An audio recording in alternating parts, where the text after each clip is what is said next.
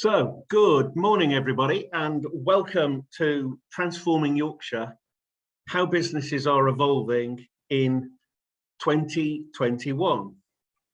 And I'll start by saying what a great job that the Martin House team have done in assembling our panel of experts for you this morning.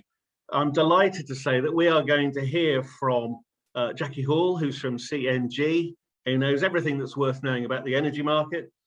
Dan Waters from Arrow Electronics, for whom technology is his expert topic, if you will. Andy Fletcher, who is from Together for Shorter Lives, who understands the third sector better than anybody else on the planet, or at least that's what he said when we chatted earlier. And last but not least, Tony DeNunzio. Tony has various hats, but Hermes UK gives him a view of logistics. A British retail consortium essentially has lots of members in the retail industry, and he's also on the board at Carphone warehouse. So we have the world of retail, the world of technology, the world of energy, and the third sector all represented in what I'm sure will be a fascinating conversation. So the structure is that we're going to have 10 minutes of conversation with each of our speakers. And during those 10 minutes, if you get a question, what I'd like you to do is use the chat function on Zoom, and hopefully everybody's familiar with the chat function. It'll be somewhere towards the bottom of your screen, you should be able to find it. And we will collect questions. Now, after we've done all of the speakers, so they'll all have 10 minutes to share their thoughts with us, we'll then have a Q&A session at the end where we involve the whole panel, and we'll do our best to answer the questions that come up in that chat function. So that's how we're going to run our session this morning. Last thing to say is that we are recording all of the comments that are being made, and the recording will be sent out by the team at Martin House afterwards. So if you want to go back over some of the things that some of our experts have said, then you will get an email, you'll get the recording as a result, you'll be able to do that. So many ways to learn lessons. Now, if I can set the context for our panelists, the issues that we've seen impacting business in the last 12, 18, even 24 months, I think have been quite remarkable. We've had the pandemic affecting all the economies around the world. We're all familiar with the impact here, the way things have been shut down. That goes over especially into our people. One of the big impacts of the pandemic has been that people have had to isolate. There's been lots of working at home. So that's been a big impact on lots of the workforces for all of our speakers, and no doubt for those of you listening as well. Alongside that, what would normally have been sort of top of most people's agenda, Brexit. We are no longer members of the European Union. That may or may not have a big and direct impact on your business, but lots of people have had to worry about that. We've seen lots and lots of pressure coming from regulators, and indeed consumers and other stakeholders around topics on environmental, social and governance. There's a so-called ESG agenda covering topics to do with the environment, to do with your place in the community, your social impact as a business, and governance, essentially whether you have methods in your business to make sure you're doing the right thing. So there are ESG pressures coming on businesses from all over the place. We have a government that is talking a lot about levelling up the north. I imagine many, if not all of our attendees have a great interest in what the government is actually planning to do around levelling up the north. Being even more parochial, we've had, for the first time in West Yorkshire, the election of a mayor who has very direct powers about how our lives operate in West Yorkshire. And then perhaps last, at a more general level, the rising level of automation, things that you can do with big data, with artificial intelligence that you simply couldn't even have dreamt of even a few years ago. So there's a whole pressure coming on businesses from that. So there's any amount of topics and issues for our speakers to worry about as they run their businesses, and indeed some insights that we're hoping to gather from them of how they have been doing it. So without further ado, I'm going to turn to Dan Waters, and ask Dan, and indeed I'm going to ask all of the panelists roughly the same setup questions. First, to contemplate lessons learned in the last little while, and then go to the future tense about what he's intending to carry forward in his business. So Dan, a very good morning to you. Before we crack on with the questions, perhaps you could do just a quick heads up about your role in the business, just a little bit about what Arrow actually does to give people a context for your comments. Dan. Yeah, hi, morning Stuart, morning everybody. So I guess to start with, who are Arrow, because probably most of the people on the call aren't aware of who we are, what we do. We're generally B2B, so we don't generally get involved in consumer discussions. So probably a little bit removed from what people would see on a day-to-day basis. So Arrow are a $30 billion Fortune 110 corporate organization based out of Denver in the US. We were set up in 1935, so been around for a long time. And really, we cover the whole sphere of technology. So everything from components, sensors, semiconductors, in the whole technology from a silicon perspective, all the way through to data center and everything that data center includes. So cyber security, data center in terms of storage, infrastructure, networking, cloud technologies. You mentioned data and analytics, everything around that whole space, automation, and then into the edge and IoT and how that all connects together. My role, I run the data center business, or what we would call the enterprise computing solutions business, which is the ECS in Arrow ECS for the UK. The UK business, we're headquartered out of Harrogate. We've got offices in London and in Newmarket and in Dublin as well.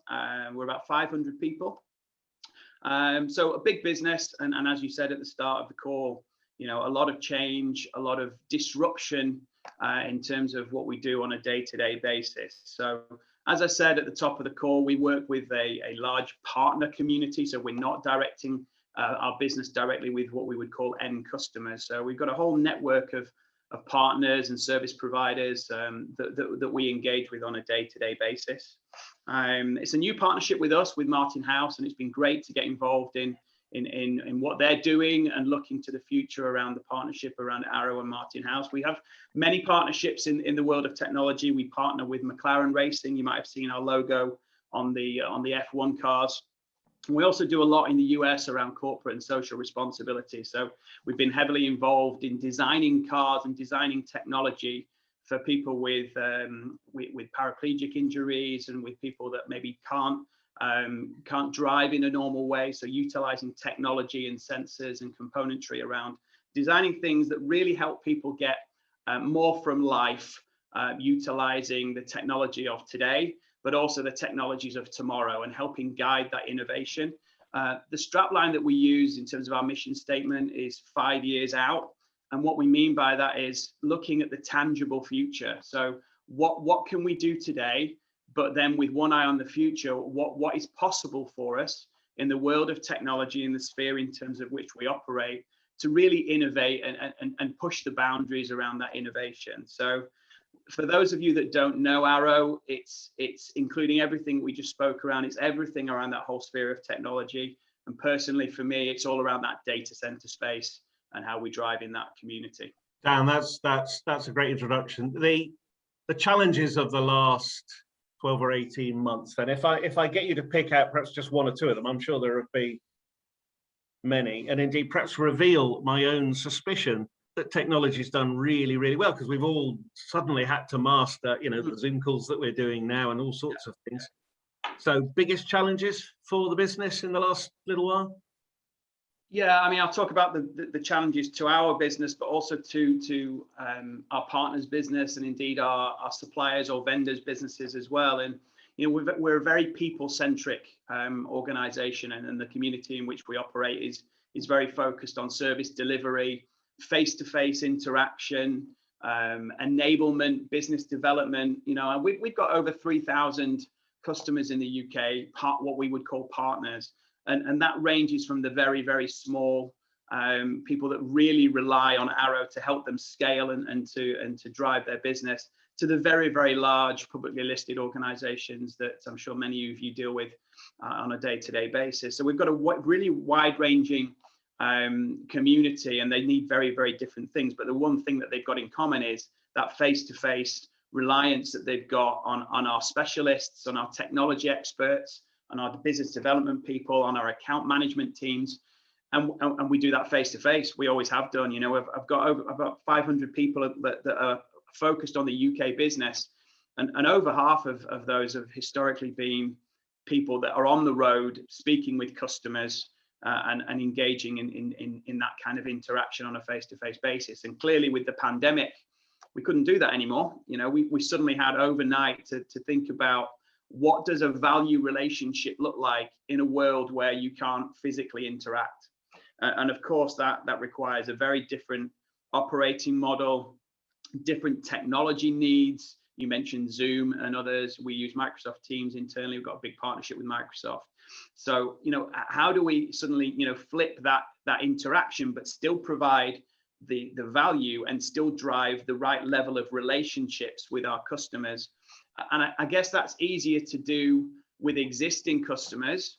But when you're trying to drive new relationships and help them with new engagements and new opportunities, that becomes even harder. So for Arrow, for our partners in the vendor world around the technology community and our customers, that's really been a common theme. You know, how do we flip that operating model and still provide the right level of support and value that our customers and their customers are used to?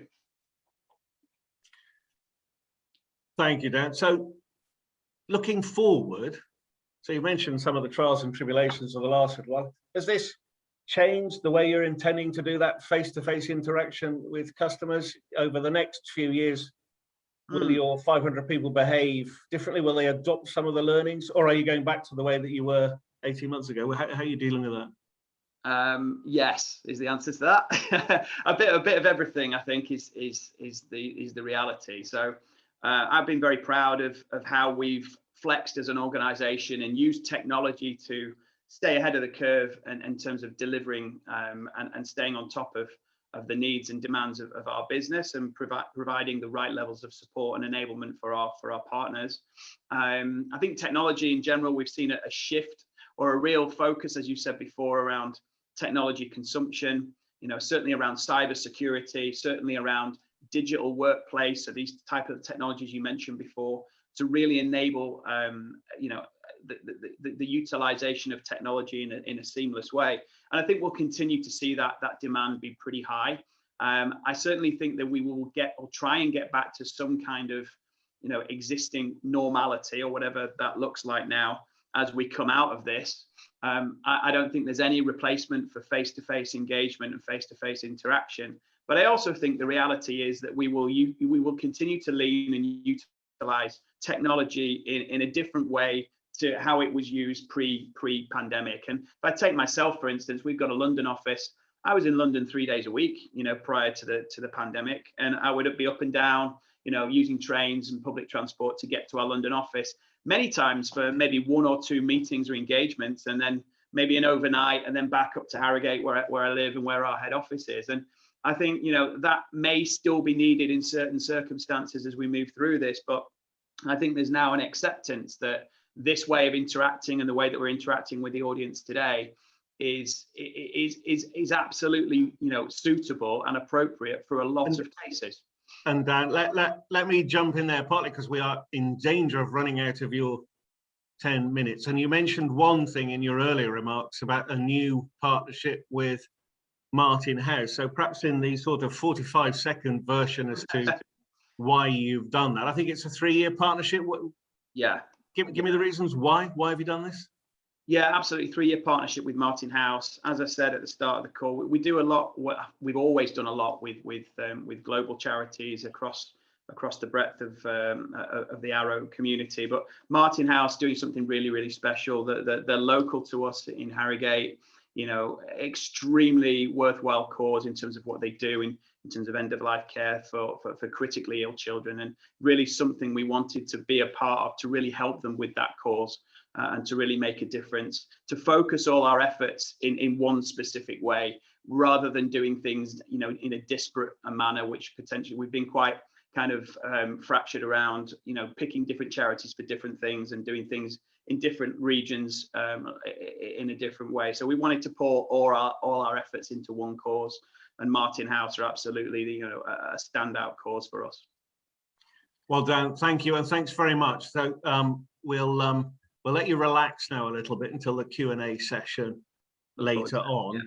And I think now we'll ask Jacqui if she could perhaps take the stand, so to speak now. So Jacqui, again, I'm going to ask you the questions about lessons learned going backwards and sort of what you're going to take forward as a result of that. But before we do, again, perhaps you could explain your role and a little bit about the business again for context, and then we'll get into the main questions. So Jacqui, hello. Hello, Stuart, and thank you for inviting me, Martin House. So C&G started out as a gas supplier, actually in '94, so that was 27 years ago. Our objective was to actually supply gas to small, medium enterprises. So we're a business-to-business gas provider, and it was an honest approach with customer service really at the heart. And that's where I came in, because I came into the business a few years in, but my expertise really is in the people and the customer service side of the organisation. So we've got 45,000 customers now, and we've moved our business a little bit over the last couple of years, really, where we deal with all sectors across the country. And we are a business, I think, that people know and trust. We've got an honest approach, and we empower our customers really to do more in their own businesses. And we now offer lots of different products, including electricity. We also ship for gas, and we have other services that we provide, which is EV charge points, expense management, business loans, and the big topic for the future being renewable energy. So, of the challenges of the last little while, which I tried to set out at the start, Jacqui, do you want to pick a couple of those and talk about how you've dealt with that over the last 12 or 18 months? What the biggest challenges were for the business in responding to all these issues? Well, I think the biggest challenge originally, and it's probably the same for all businesses that had a main office, was actually getting the team of people that were really office-based into their able to deal with customers from the home. And we've got businesses ringing us on a day-to-day basis, and C&G was never going to work from home. It was always going to be a business that actually worked in the office. So for us to move from being a very archaic organisation that really had everybody coming into the office,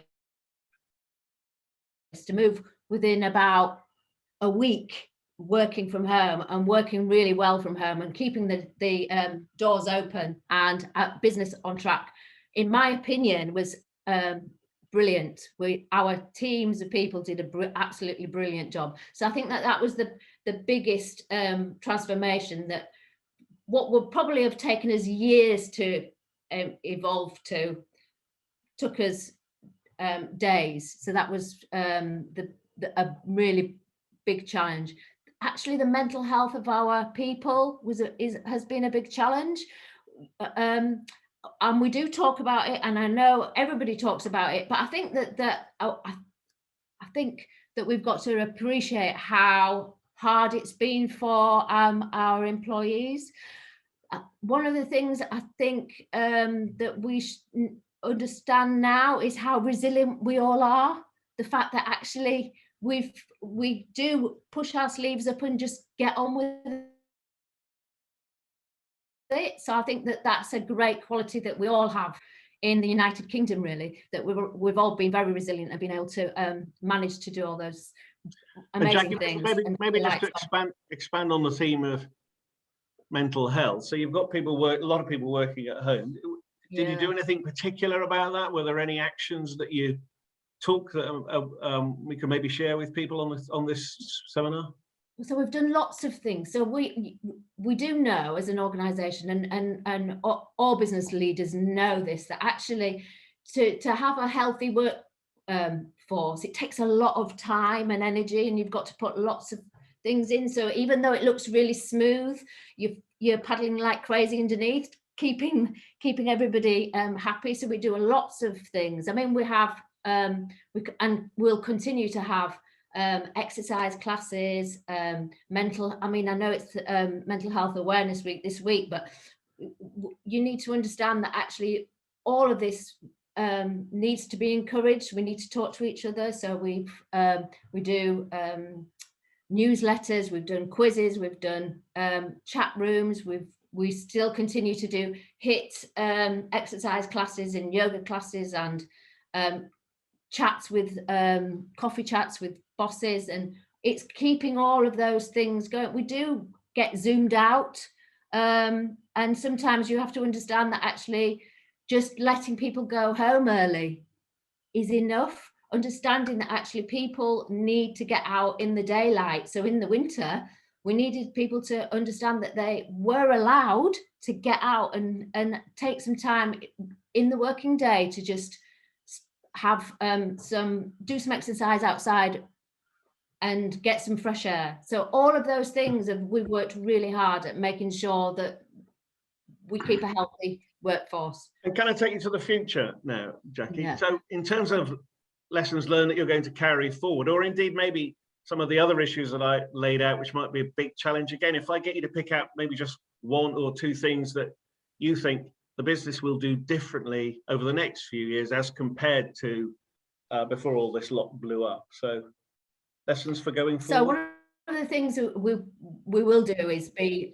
more, yeah, so I think one of the things we will do is definitely understand that actually it's not one size fits all. So some people will want to continue to do a bit of working from home, but that doesn't necessarily mean that even though they chose that today, they may not choose it tomorrow. So we need to understand that actually, just because we feel safe and secure in our homes today, so we would choose to continue to work from home, doesn't mean to say that we won't want to go back into the office when we do feel safe and secure.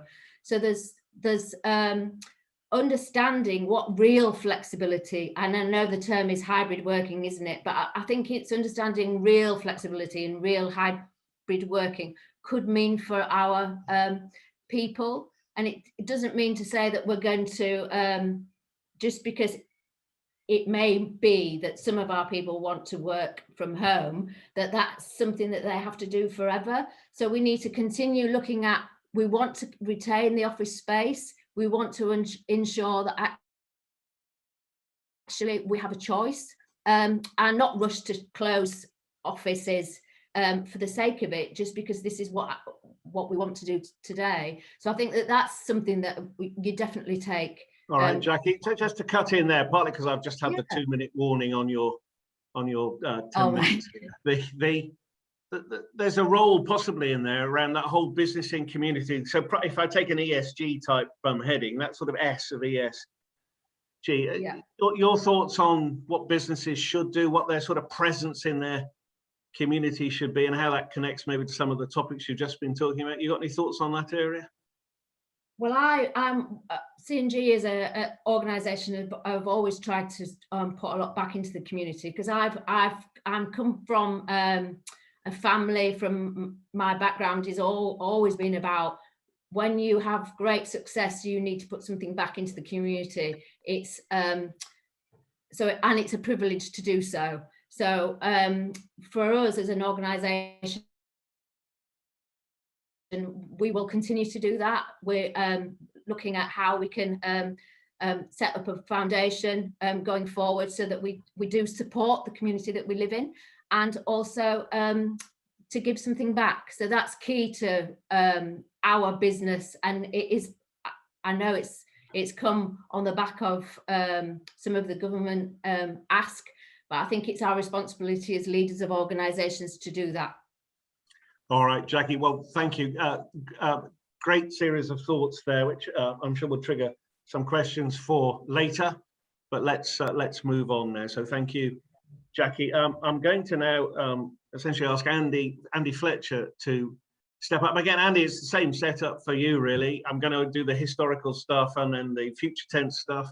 But before we do anything, again, perhaps you could describe your role in your organisation briefly, and then we'll move on. Thank you, Stuart. Delighted to be here. Thank you very much for the invitation. Together for Short Lives, we are the UK charity for children's palliative care. So we work really closely with Martin House and the other 54 children's hospices in the UK. But our mission is all about trying to make, help families make the most of every minute they've got together. So for some families, that's years, for some it's days, and for some it's a matter of hours. So we work in lots of different ways. We work directly with families. So we provide an information advice line and support line, which helps them access services locally. We run a free legal advocacy service, which puts families in touch with pro bono lawyers and legal help to help them get access to some of the statutory services that they might be entitled to, like school transport or housing. And we run a small grant program for families whose child has died, particularly with funeral costs and costs after the child has died. We work really closely with professionals, so we have this whole strand of our work which is about trying to improve the quality and availability of palliative care for children. So that's all about equipping professionals in the NHS, in the voluntary sector, with the sort of skills and knowledge around children's palliative care to support children throughout their journey, and that takes many forms: training, education, conferences, and so on.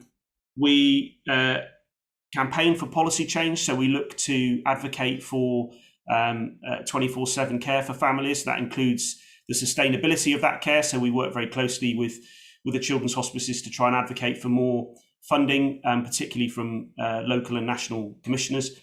And we've been quite successful in that in the last few years to get more money flowing into children's palliative care, so that those services that families rely on have a sustainable future.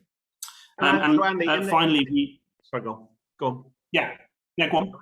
Well, I was about to get you to outline the biggest issues of the last little while, but in terms of I think in terms of the challenges, I think they come in three areas really for charities and children's hospices and for Together for Short Lives. I think the first is obviously uncertainty about income. The sources of income that charities rely on have been under real pressure in the last 12 months. So particularly if you take Martin House, for example, children's hospices would, the three big pillars of their income, retail, community, so the sort of small local community events, and also the big mass participation events like the marathon or colour runs or so on. All of those three have been not possible in the last 12 months, and a lot of those provide really stable income for charities, particularly retail. So the pressure on income generation and sustainability has been a real concern, I think. I think there's an issue around demand and how that's changed. So for lots of charities working with really vulnerable or marginalised people, we've seen serious increases in demand because obviously the pandemic has hit the poorest in our society the hardest. And I think for children's palliative care, we've seen a change in demand. Families often shielding at home. So we know that loneliness and isolation for families is an issue anyway, and that's been exacerbated by COVID and working at home. So services having to try and find new ways of reaching those families to make sure they're okay. And I think that kind of challenge is likely to continue even as we start to emerge out of the pandemic. And I guess thirdly, internally, for charities and organisations like mine and Martin House, I think there's an issue around kind of staff. And I think Jacqui touched on it, the staff engagement and morale piece, which is, most people work in charities because they're obviously committed to the cause, but they're the sort of personalities that like to engage with people, that like to, get together and create something together. And that spark of coming together is obviously, we're not used to working in this kind of way. And I think that's been a real challenge. And I think the Together for Short Lives team has done a brilliant job of delivering some amazing things this year. But I think we're starting to see the fatigue in that now. We're starting to see, some of the challenges with that. And I think, in lots of charities, that's, obviously that's been exacerbated by redundancy and shrinking organisations in order to make them more sustainable and weather this storm. So there's an internal challenge, I think, too. as a consequence of the pandemic. In terms of people shielding at home, that point you made there, we've heard a little bit about the use of technology. Jacqui talked about it taking about a week to suddenly turn the organisation from everybody in the office to everybody at home.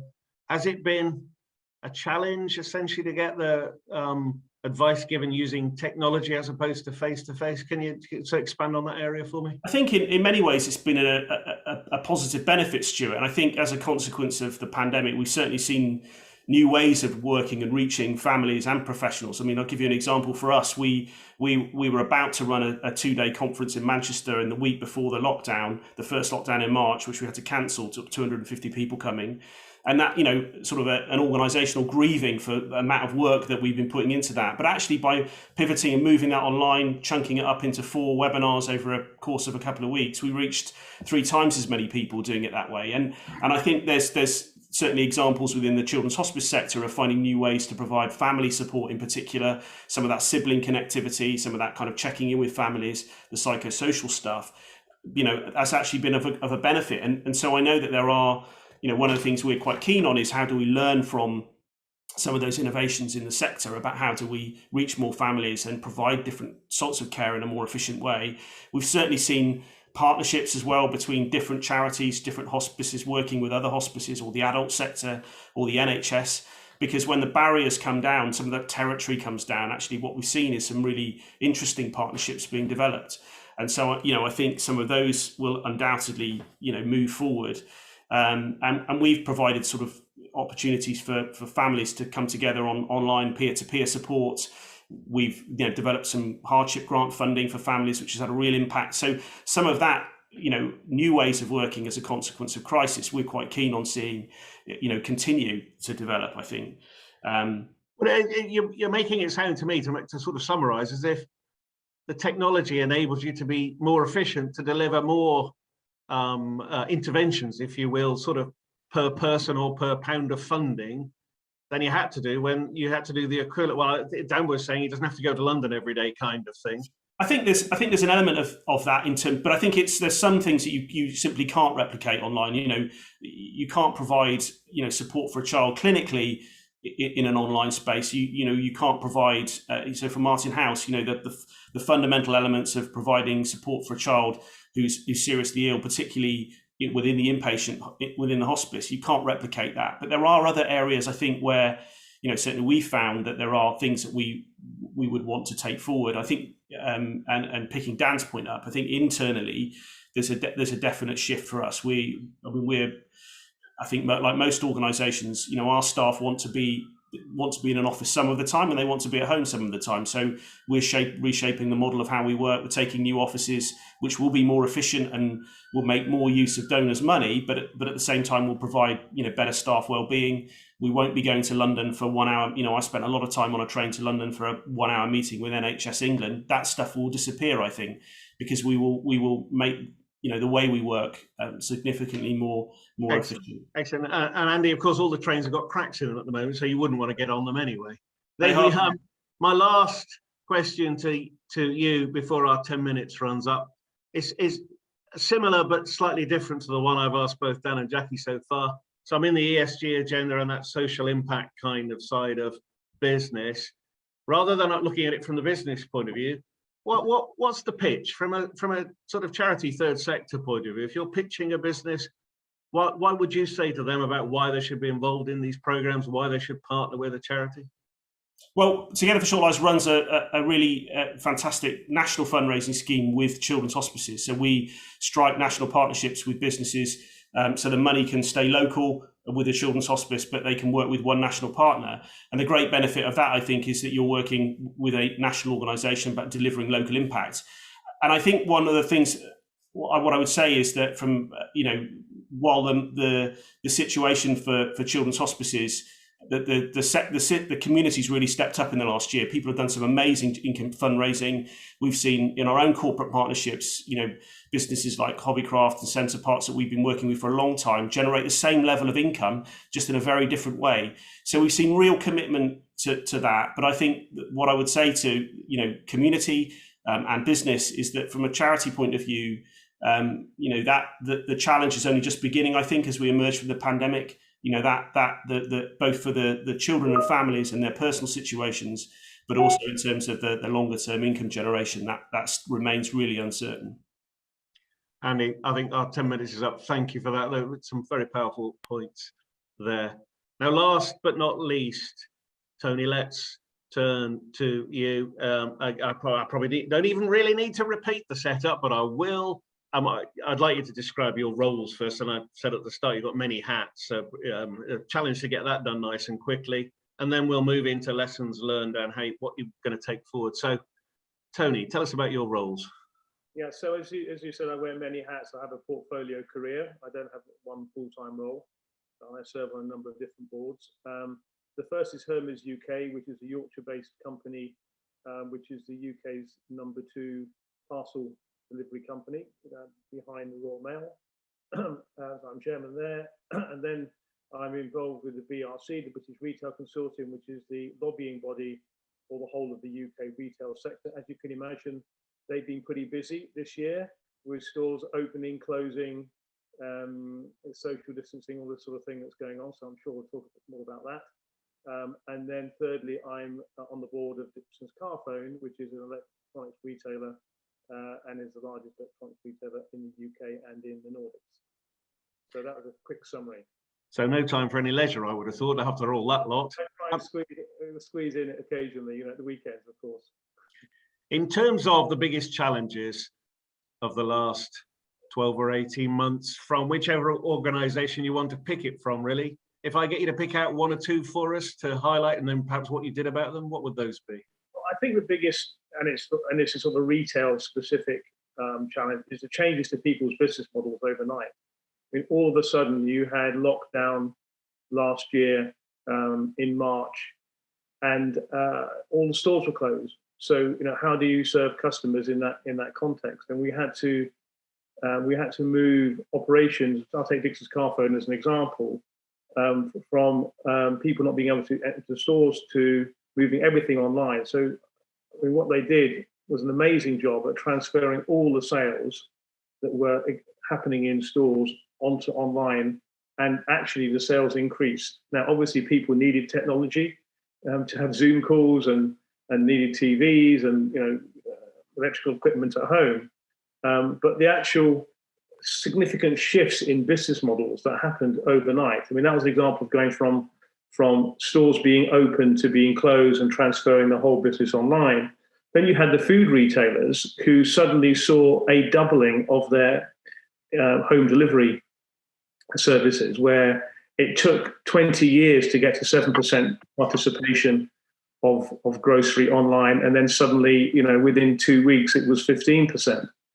So the need to scale up, recruit people, get trucks in place, provide delivery slots, all of this. So these massive shifts that happened just overnight, and then we were closed 2 more times, and those shifts happened again. So what it's shown is the amazing agility, innovation, and capability of many companies to respond to these challenges. And I think they rose to the challenge in an amazing way to continue to serve customers in a safe environment, to continue to protect their colleagues, and in some cases to continue for their businesses to survive, because in a lot of cases the cash flow challenges for these companies were quite extreme. Obviously, there was some help from the government in terms of government loans, but they had to survive as well as serve customers and protect colleagues. So it's these extreme changes in business models in a very short space of time that I think was the biggest challenge. And I think most retailers navigated their way through that very well. And Tony, in terms of where we're going forward, and let's concentrate on retail. The future of the high street is probably a hell of a topic to try and squeeze into a couple of minutes on a call like this. I'll give you my 1-minute version. I mean, the high street used to be a shopping centre. It will become a community centre. I mean, shops will play a role in the high street, it won't be just about shops. It will be about leisure, entertainment, care in the community, housing, and this sort of thing. Because quite frankly, we were probably overshopped anyway. We had too many stores. Some of the weak players have gone. Some of the players taking big spaces like Debenhams or Arcadia have gone. Even Marks and Spencer's has reduced its estate, as has John Lewis. I don't see that space being taken up by the retailers. So the space has to be repurposed. And so these town centres, which have been the most dramatically affected, particularly those in big cities during the pandemic, will have to be repurposed in some way. And so we'll need more flexible planning rules around that, and we'll need some creativity and innovation in how that space is being used. So they still become centres where people want to go, where they want to meet people, they want to be entertained, but it won't be just about shopping. And I guess the flip side of that, to one of your other business interests, is if you're not physically going to the store and shopping around looking at the various things you want to buy, presumably it's going to turn up with a man in a van. Again, do you see any particular changes to that model coming in the next little while? Well, I think obviously the home delivery market has had the sort of opposite effect, with the explosion of online during the pandemic, and have seen 80 or 100% growth in volume, while stores were closed, and all of that is being delivered to people's homes. I don't think that's particularly environmentally friendly, quite frankly. So what we'll see there, I think, is that we'll see what's called out of home in a parcel shops located or lockers where people will have their product delivered to a convenient location, and they can also return and send parcels. So I think we will move from home delivery, which we've sort of become educated partly through Amazon Prime, and because we've been at home and it's been so convenient to have everything delivered to home. I think that's going to change, and it will actually move more to a mix of home and out of home through a very large network of out of home locations and lockers. So around you're sort of moving into that whole ESG agenda as you say those things. And I mentioned lots of pressure coming on from both regulators and just your stakeholders who have an interest across lots of topics covered by those headings. Again, in the forward-looking sense, which of those do you think are going to be most important to the businesses you're involved in? Yeah, well, I think ESG is, if you look at it from a board perspective, has risen up the agenda and is now very high. And it's an agenda item for all stakeholders. Even investors and lenders are asking for very clear questions around ESG strategies. If you want to borrow money today from banks or bonds, one of the hurdles is to demonstrate your ESG credentials. So it's becoming a big agenda item, and companies are taking it very seriously. The environmental aspect is such that companies are now measuring the carbon emissions that they're producing, and I'm involved in one company that's actually going to make it a incentive target, a reduction in rather than increase in carbon emissions. Incentive target. You mean the people? This is about reduction, not growth. But that's they're looking at that, and on the society aspect, I think the pandemic has demonstrated how important it is for us all to be good corporate citizens in the way we interact with society. I mean, in my past, when I was at Asda, we had a strong association with children in need, at Boots with Macmillan, and at Dixon's Carphone. The one thing that's happened, and I think it will become a much bigger part of their strategy going forward, is digital access for all. So many kids did not have computers at home when they were sent home, and therefore they weren't able to be educated. They couldn't follow lessons. And so there's been a big program there at Dixon's Carphone around and donating not only products, but also donating money to charitable causes that are supporting digital access for all. So I do think that it's going to be, this is part of a long-term trend where actually companies will be judged not just by their results, their financial results, but what contribution they make to society in a much wider sense. And the other thing that's really important here is that colleagues and customers really care about this. So it's really important that you're demonstrating, if you're a business leader, that you care and that you're putting in the right programs, because I think it creates the right internal culture and it also creates a right brand for consumers. Yeah, Tony, extremely well summarised. So I think we ought to turn to questions for the panel as a whole now. One of the things I'd be interested in hearing views from you all, and I think I'm going to use the word resilience, which I think Jacqui was probably the one who used, but I'll perhaps get a quick comment from you all on essentially whether you've done anything to make your organizations more resilient. There were comments about changing overnight. Many of you have made from week 1 to week 2 or 3, lots and lots of changes had to be made all of a sudden. And an aspect of resilience is being able to cope with an uncertain world that we all live in.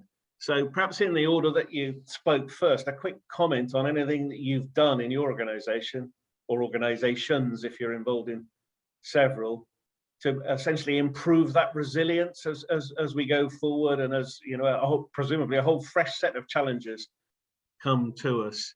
So Dan, I wonder if you have any particular comments on that front.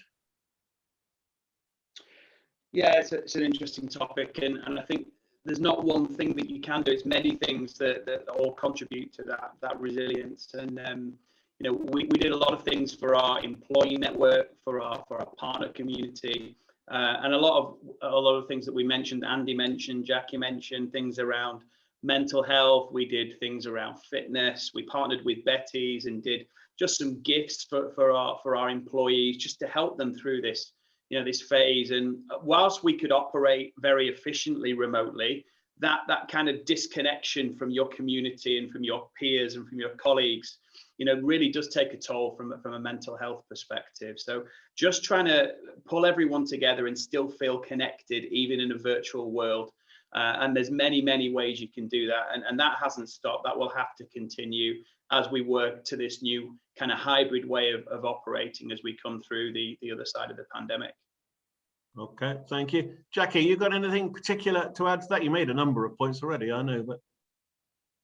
Yeah, I mean, I think managing risk is probably something that C&G as an organisation looks at better. Understanding what that risk could be. And I don't think many of us would have had a pandemic on our risk register before.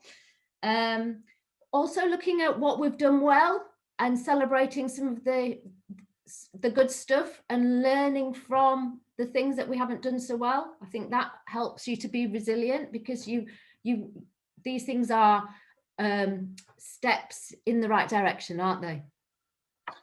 They are, and I won't make you do things you haven't done well, but have you got a favourite thing you have done well that you want to encourage more of?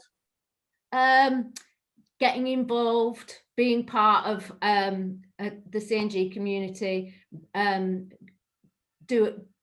being part of the challenges that we set ourselves, because that's all good team building. So we do lots of great stuff, and that's good for the culture of the organisation. So I think that we do that really well.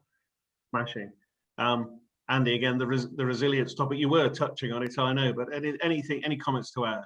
Yeah, I think as I said, I think we want to change the way we work. So we are redesigning our kind of working space, but also how we work alongside the staff team, because I think we recognise that it's puts the organisation on a more resilient footing long term, but also it's better for staff morale and mental health to have that flexibility that they've become used to, and I think most want to retain a degree of that. And I guess in a wider sense, organisationally, we're about to start a whole kind of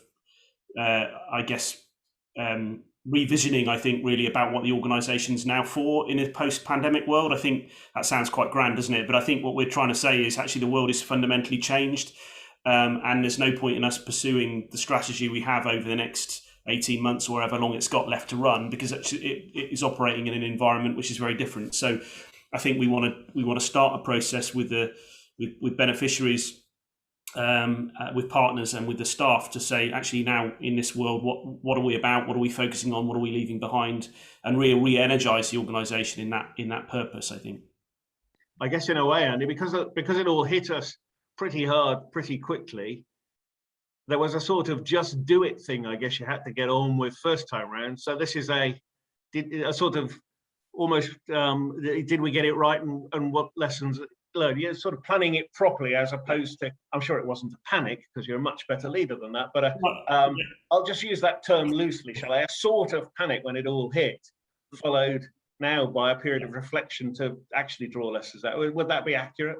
I think panic's fair enough. I think there's certainly an element of that. There's certainly chaos, I think, and most leaders, certainly in my experience, quite thrive in that early chaos. But then actually when it becomes the norm, how do you maintain a level of energy? How do you motivate your team to continue to deliver when this is now the normal? It's not a crisis anymore. And I think now we want to take a bit of reflection time and think, actually, what did we learn? What's gone well? What would we leave behind? What would we take forward?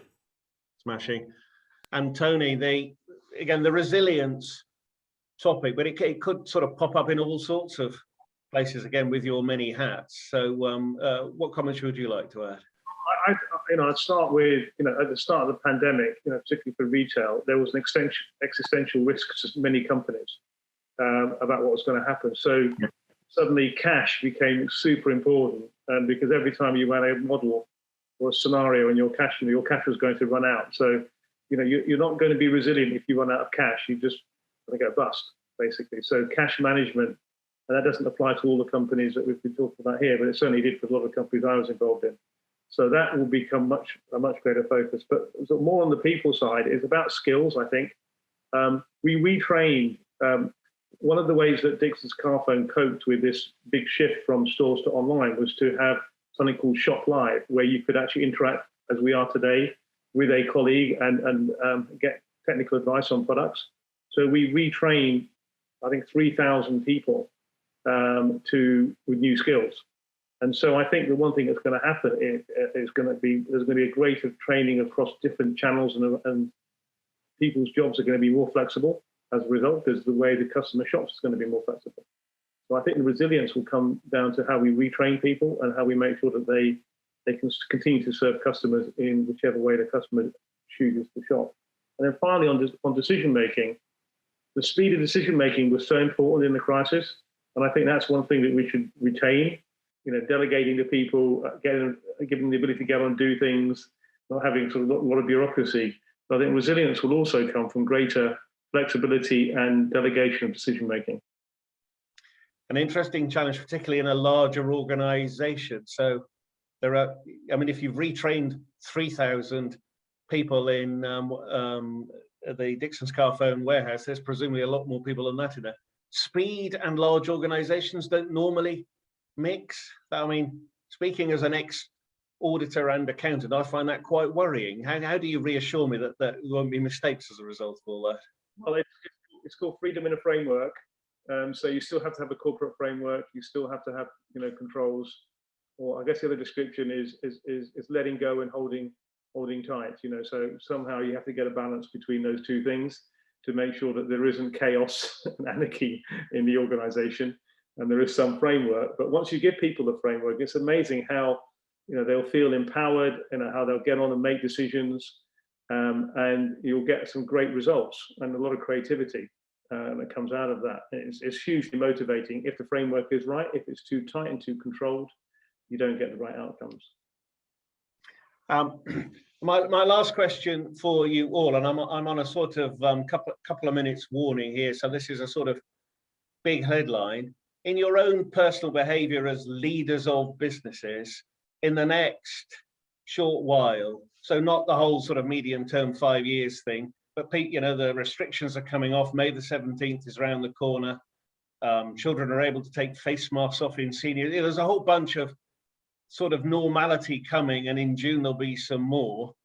Just that, again, quick comment from each of you, starting with Dan and working round again, about how your personal leadership style might change, or what things you're intending to do as you get your teams geared up for the sort of new, what we hope is the new normal. So, Dan, no particular challenge in answering that, but how are you going to make yourself better? Yeah, is that possible? I'm not sure. Yeah, of course it is. I think really that accessibility, I think, because of what everyone's been through, there's a real need for some human interaction, and to try and get back as much as we can to that critical relationships, of the way that we interoperate with our staff and with our customers and with our families, our wider communities as well. And I think getting that balance, there's going to be a real pent-up demand for it. So there's of course got to be some control and some elements of restraint at times, of course, but trying to get back to that human factor, which ultimately really defines an organization. And I think that's going to be the critical piece. And for me as a leader, it's how do we do that efficiently and effectively, and with the right balance as well. Smashing. Thank you, Dan. Jacqui, your thoughts? So I would ditto that comment from Dan, but also it's understanding that actually some of our people are anxious about going back. So we need to sort of take some time to understand and make them feel safe. So there's some work to do there. And understand that it is still definitely the case of not one size fits all. So it's understanding that too. Smashing. Thank you, Jacqui. Andy? Yeah, I'd agree with all of that. I think, interestingly, for us charity leaders, often we are the kind of collaborative types. And actually during crisis, from a leadership point of view, you come to realise that lots of people want more direction. That's in the short term. So I guess it's balancing those two things out as we go back to work. I'd agree with Jacqui. I think, lots of people are really excited about being back in an office environment. Others are much more anxious about it. And actually, how do we work as an organisation where some will be in, some will be out? And how do we continue to build a sense of team when actually people are working in quite different ways? So that, I think, will be quite an interesting one. And from a leadership point of view, not just focusing on those people that are visible. Thank you, Andy. And Tony, last but not least. Yeah, I think the most important job of a leader is to listen and to communicate. So it's about listening what colleagues want in this new world, and making sure that we create a framework for them to be able to work at home or in an office. It's also about listening to customers, because customers have changed the way they shop. They want to shop anytime, any place, anywhere, and have it delivered anytime, any place, anywhere. And so we need to understand what the consumer trends are. By listening to customers and not trying to force a business model on the customer when they actually don't want it. And then the last piece is communicating. I mean, I think that the strength of a leader over the last 12 months has been those great leaders have just continued to communicate, continued to give some direction, continue to give clarity about the purpose of the organization, have given that sort of North Star, this is where we're heading, despite the pandemic. And I think it's the communication to colleagues that's going to be very important going forward as well. Smashing. Tony, thank you very much. So we have almost reached the end of our hour.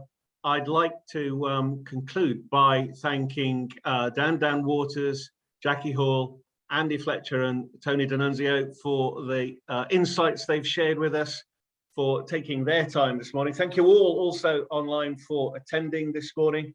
The great team here at Martin House who put together this lovely panel for us will be in touch to follow up after the seminar. And indeed, as I said at the start, we have been recording this. So alongside being in touch, they'll share the recording with you. So if you want to hear the wise words of the panel again, then there'll be a chance to do that, or indeed share it with colleagues who couldn't make it.